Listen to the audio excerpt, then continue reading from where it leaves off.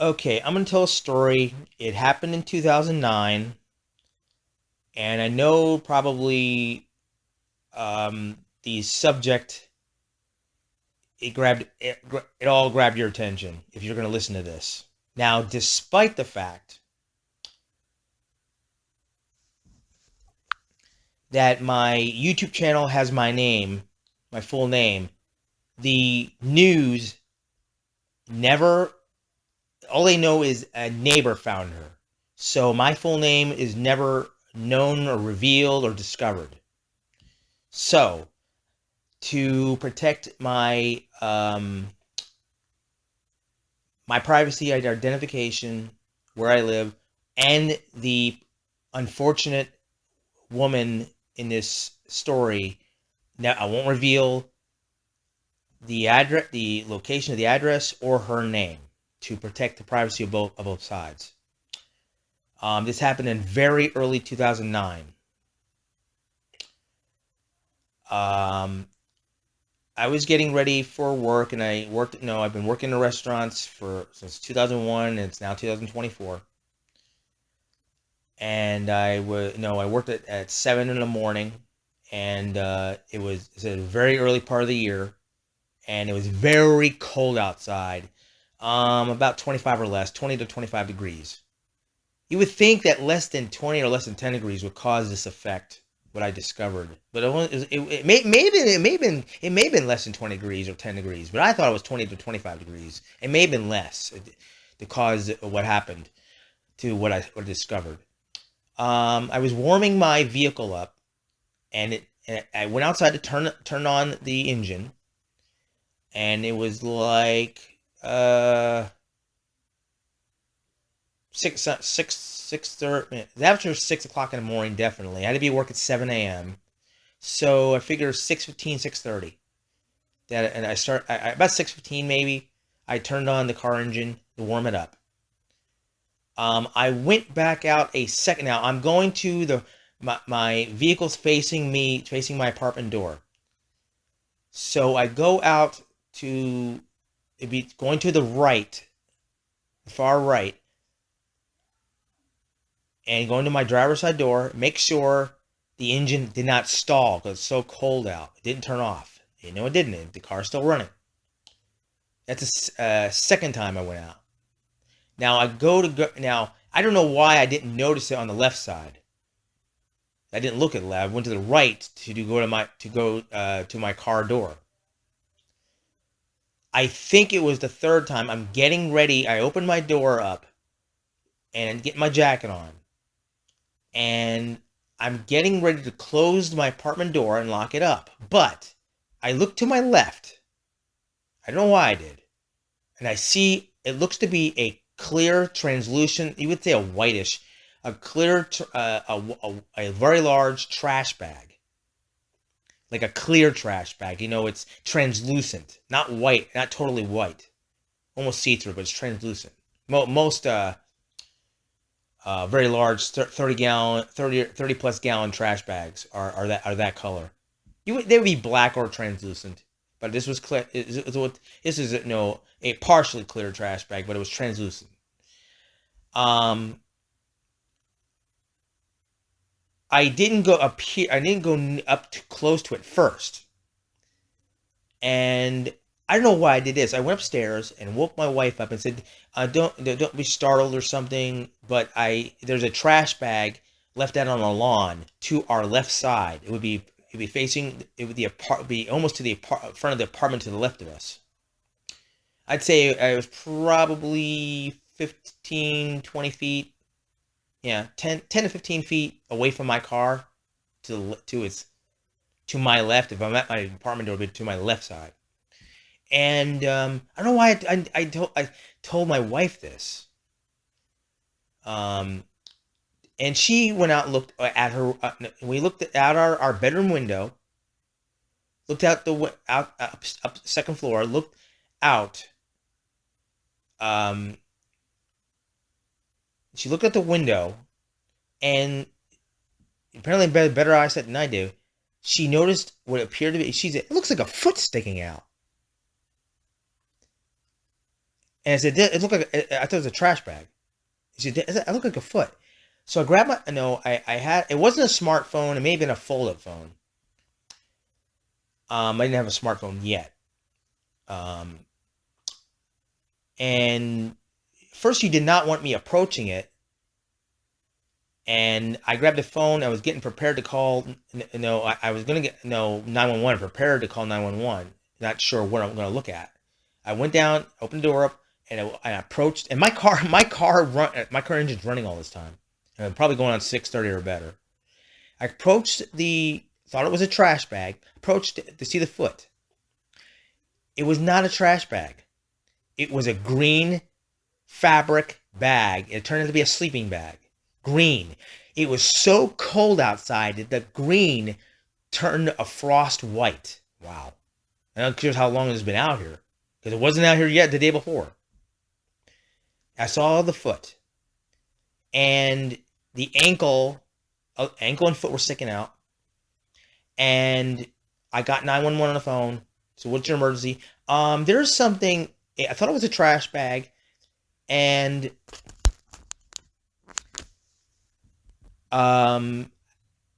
it's actually a sleeping bag, and there's a foot sticking out. And 911 repeated this at least 3 times. Don't put yourself in harm's way. See if you can open up the sleeping bag or whatever you're looking at. Don't put yourself in harm's way. So there's 3 times they said it. I could not find an opening. If this was zippered up or was folded up, however it was, I just saw a foot sticking out. I couldn't even see. It was so wound up. Okay, I can't open it up, but I'm looking at this. I'm looking at the foot. Now, this could be a person drunk asleep. It could be a mannequin, a toy. No idea. Not a clue what I'm looking at. A foot of some kind. But when I put my finger, touched the skin of it, it bounced back. The skin was still fresh. Get somebody out here. This is real. And ambulance and police showed up. I'm talking maybe 2.5 minutes. Maybe less. And I waved my hand over here. And the two policemen, two ambulance drivers, they walked up to it. And they told, and I backed off. I did not go back inside my apartment. I backed up maybe a few feet. And they themselves had a very difficult time trying to open up the sleeping bag. It was so wound up tight. When they finally did, they jumped, all of 5 of us, me and the 2 paramedics and the policeman, jumped backwards. Whoa! There was a large amount of blood, red blood on the inside. Is that what I think it is? And the policeman got on call. He talked to his partner and said, we better call major crimes. I went back inside, and the policeman began to put yellow caution tape and tie it to each screen door on my entire apartment building, because our doors were on the outside. I'm talking probably 6 doors. They tied up yellow screen. Nobody was gonna leave the building. And the paramedics put up these. They put up like sticks or something, or around trees. They put a white sheet. They did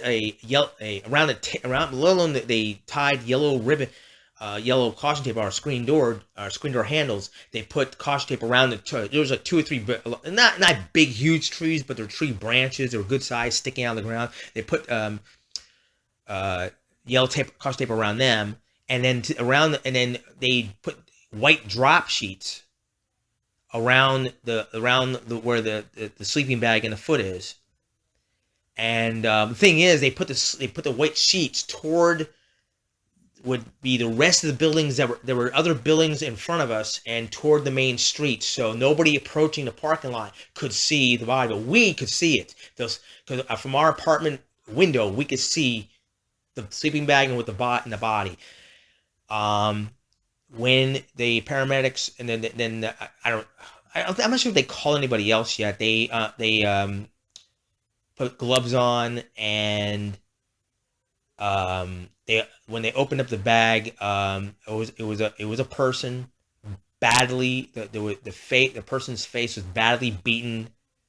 It was the whole body. It was even the person was fully clothed, and it was bloodied, bad, beaten. The face was battered. You couldn't hardly see a face.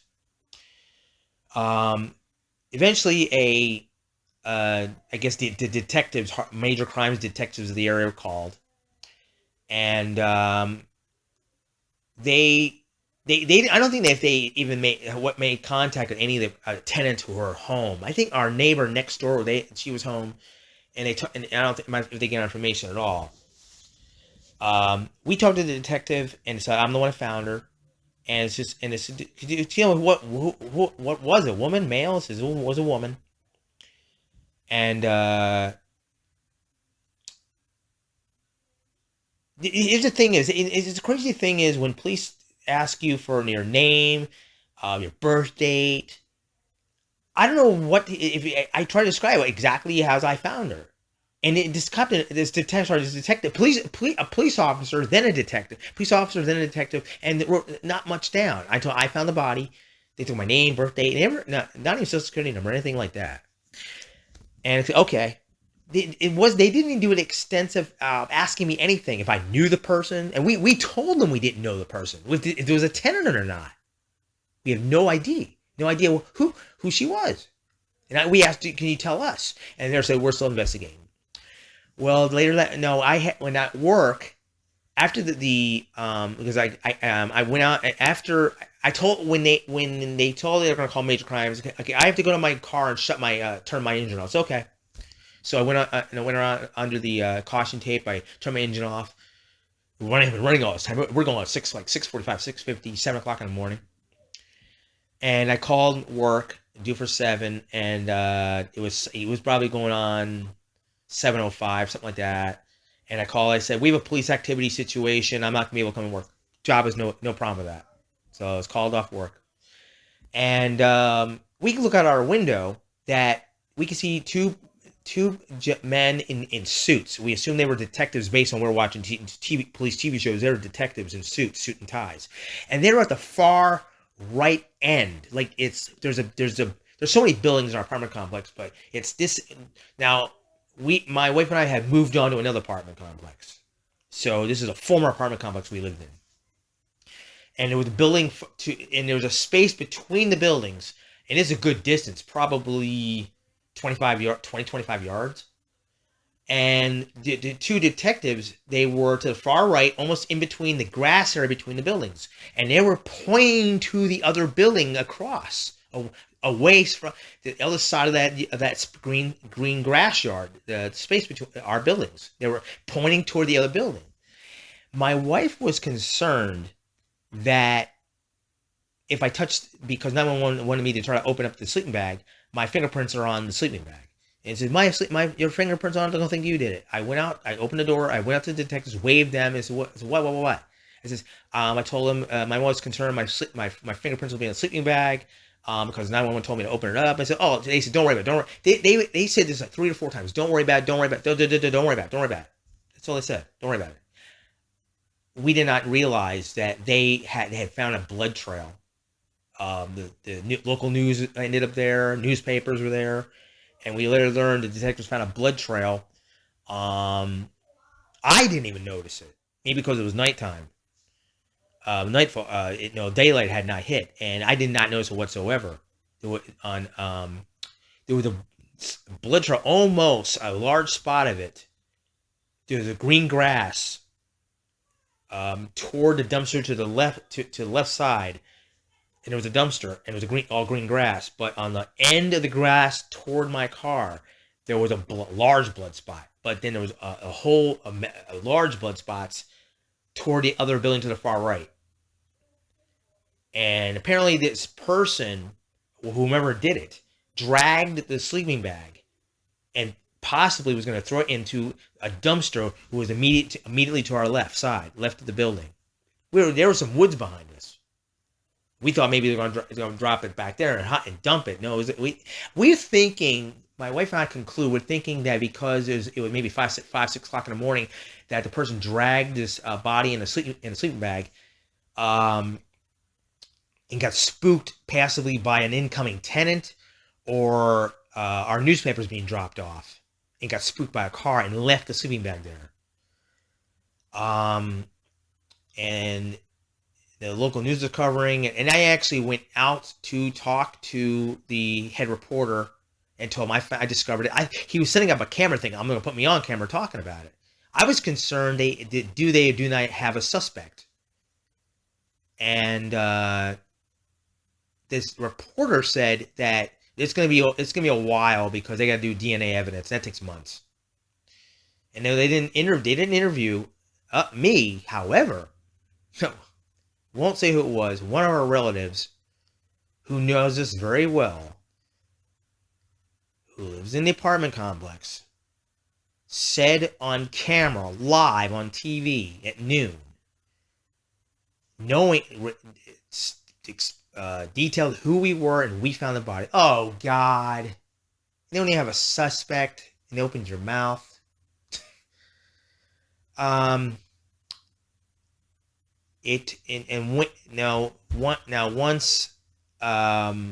the DNA evidence was, I guess, went through with the investigation months later, we learned it was a woman who was a tenant, and she had taken in a homeless person.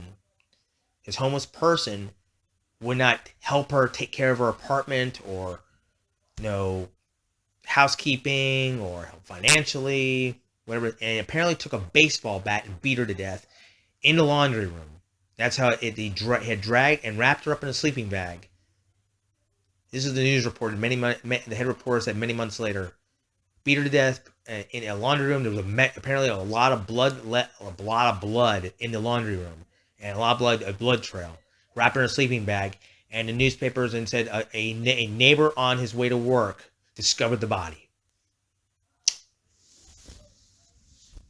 In the front of the apartment, about a few weeks later, after I discovered the person, on the sidewalks, people left cards.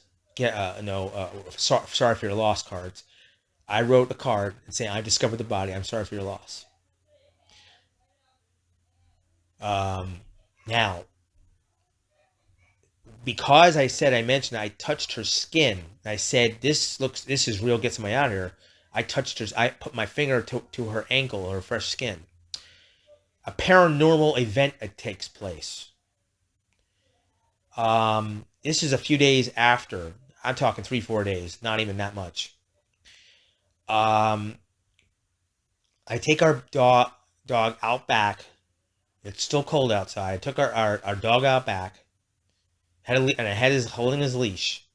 Now our screen door has a window. It fogged over, froze over, whatever you want to call it. It fogged over.